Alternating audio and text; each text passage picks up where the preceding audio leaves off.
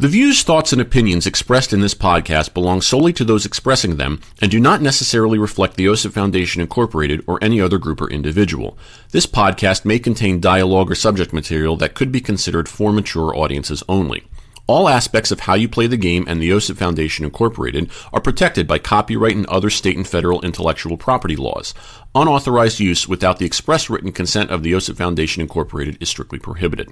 If you're interested in sponsoring How You Play the Game, please email us at podcast@osipfoundation.org. Your sponsorship may be tax deductible.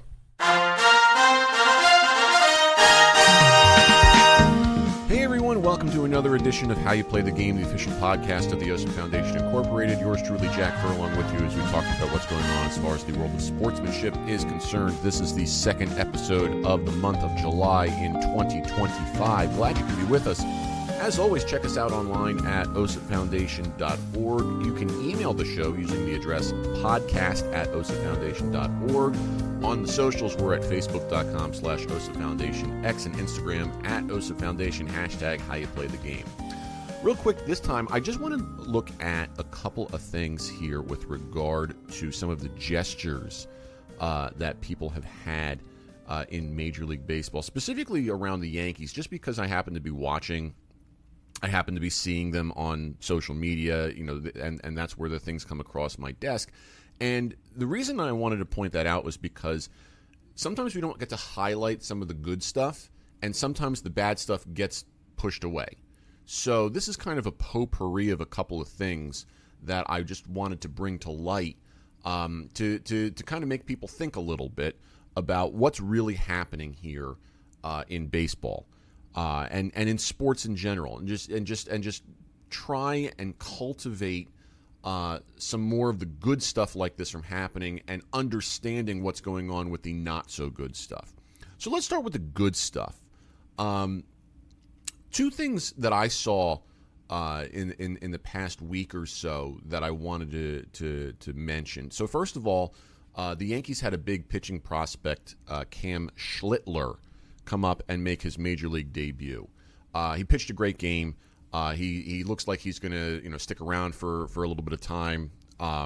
He's got some promise, and I really think that he's probably going to have a future in the game and hopefully with the Yankees. But what stood out to me, a couple of things about it. First of all, so his entire family is from Boston, and so they're obviously Red Sox fans. But when your son gets drafted by the Yankees and makes his major league debut with the Yankees, a family of Red Sox fans suddenly become Yankee fans. And there are people out there who say they would rather, disown their kid or something like that than root for, a bitter rival. And, I first wanted to just applaud the family to say thank you for having common sense, and hopefully we can get more of that, because there are some there's some people out there that would not do that, and I'm sure a lot of it's talk, like I would imagine that a lot of the people who say things like I would rather disown my kid than root for the rival if he's pitching for the rival, you put them in that situation. And I'm sure that things would probably change, or at least I'd hope that they would, and I'd like to believe that they would.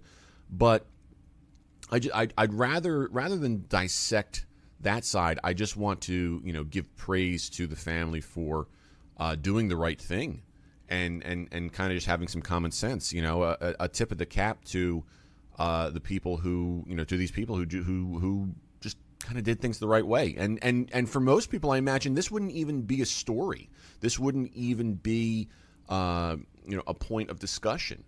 But to me, there is a small amount of something there that needs to be highlighted. So I just wanted to first highlight that, and then along the same lines, when Cam made his debut, when in Major League Baseball, when you're a pitcher, you go through a series of checks with the umpires during the game for foreign substances. This was something that was implemented a couple of years ago. And they essentially just do things like, they check your hands, they check your glove. Sometimes they'll check the hat or the belt or things like that. It's just to make sure that there's no sticky substance, since they've been trying to crack down on that and whatnot. So in Cam's game, as he was leaving the mound following the completion of one of the innings, first base umpire Nick Lentz comes over to do a check, and you can see it on a video that was posted to X. The first thing he did as he went over there is just shook his hand and just said, welcome to the club. Which to me, I'm sure that there's an argument of people saying like, well, umpires are supposed to be impartial and this, that, the other. I like the fact that there is that moment of humanity, for the guy to come over and just say, congratulations on making it, and you did a good job. You can say a lot by doing something that small, that almost that covert. He shook his hand, and then he did it, and then he did the substance check. Then he's checking his hands and looking at the glove and everything. But you just see him real quick do a quick handshake. That to me, says a lot. It really says a lot. To me, it's the equivalent of, if a starting pitcher is throwing a great game and he leaves, after like 7 2/3, and he's coming off to a standing ovation, and he just kind of looks at the direction of the home plate umpire and tips his cap to say, "You did a great job too." Like that to me has a lot of weight to it, and I'd like to highlight that for those who will listen. In the same series, I think it was the next day, the Yankees were playing the Mariners in this series, and Schlittler's debut was in Game 2 of that series. In Game 3 of that series, Brian Wu was pitching for the Mariners, and he held the Yankees down. Like there was a no-hitter going until very, very late in the game. And Jazz Chisholm comes up. And I'm not a big Jazz Chisholm fan. Like I'll opine that myself. Like there are parts of his game that, don't sit right with me. But that's a personal opinion, and in terms of sportsmanship and media, I feel it's necessary to highlight that as being a personal opinion rather than making it a sweeping judgment and trying to convince others to feel the same way. But anyway, with Chisholm, he's the one who breaks up the no-hitter with a single to right field, and in this particular hit, the way that it was hit, Wu comes off of the mound to go and cover first base. So you can see Chisholm as he's rounding the bag. He turns around and he sees Wu. They both instinctively kind of slap each other on the backside as if to say, good job. These are opponents now, okay? And Wu congratulates Chisholm on breaking up the no-hitter, and at the same time, Chisholm congratulates Wu on an absolutely superb performance that night. This is a small gesture that does not get noticed, and yet it's a beautiful, beautiful thing. Okay? What's funny is that I actually happen to see a lot of these tiny, tiny things this week in baseball as well. There would be situations where there would be like an ugly slide at second base or something like that, and once time is called and everyone's kind of just like checking to make sure everyone's all right, the runner and the fielder kind of put their arms around each other and just say, "You good, man? I'm so sorry that happened. I didn't mean to do anything." And they're good friends and competitors at that point. That and you can almost see like in a couple of those instances, you can see umpires just kind of like smiling at that. Again, not that an umpire has a vested interest, but just to see two human beings playing hard, leaving it all out on the field, and yet at the same time respecting the value of the opponent there. There was a situation in a game the other day between the Mets and the Royals where I think Sal Perez was at the plate, and he fouls a pitch back and it hits umpire Chris Siegel in the mask. And immediately Sal Perez, who's a catcher, and Luis Torrens, who's the catcher for the Mets on the field at the time, go right for Siegel. Like they got to take care of him. They're beckoning for the trainer. They're holding him up. Like they're making sure he's not concussed. They're making sure he doesn't fall down. All that kind of stuff.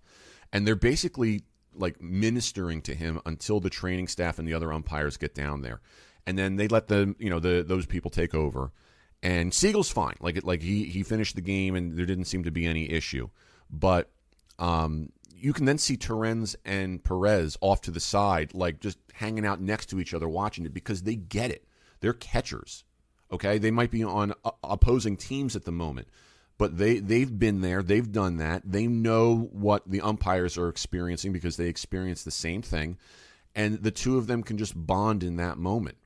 And these are the things that we need to highlight a little bit more, because to me, those tiny moments have all the value in the world in trying to highlight the human element of what sports actually are. The concept of sports is that you are competing, but not at the expense of hating your opponent. So I feel it's so necessary to bring that up and to just show people that they need to, if they not, I shouldn't, let me rephrase it this way. If you pay attention and you listen for those little moments, you sense those little things, believe me when I say it'll warm your heart. Okay, that's what I want people to understand. And I'll wrap with this one incident that I saw as well, which is not really a great one, but I want, as part of the potpourri, I wanted to bring it up. So the Yankees and Mets played recently the latter half of the Subway Series, and shortstop Anthony Volpe, he's been scuffling a little bit, and his parents go to all the games because, well, he's a Jersey kid, so it's very easy for them to go to all these games. And apparently, the final game that was at Citi Field in Queens, there was a video captured of Volpe's dad, like, cursing at a Mets fan who was bad-mouthing his son. And it didn't, I don't know if it went completely viral. Like, I had to look for this in order to see it once someone, kind of pushed it across my desk. It was not all over social media. It was not, on the, the front page or anything that I saw anyway. And, is it a good look for Volpe's dad to be doing that? No. But at the same time, if you're a parent and you see somebody bad-mouthing your kid like that, do you understand why that reaction is probable? It's something where I don't want to condone the actions of Volpe's father for how he reacted in public. But at the same time, I would like to, again, highlight the humanity of a parent coming to the aid of a kid. I'm sure that the parents are aware that Anthony is struggling right now, between fielding percentage and batting average and whatnot. He's just on a downswing. He's in a slump. But it's not it's not the best of ideas to pour the lighter fluid on the fire here. What could have been done better in that situation? If I'm saying something like that and what it was like, dang, he just sucks right now, man.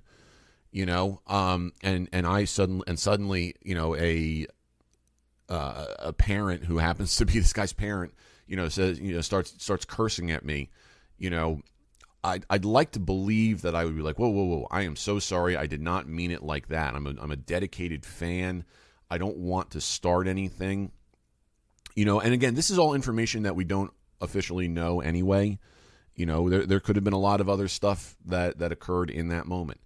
But it's just, I want to kind of tie it all together by just highlighting, the human nature of what goes into some of these things.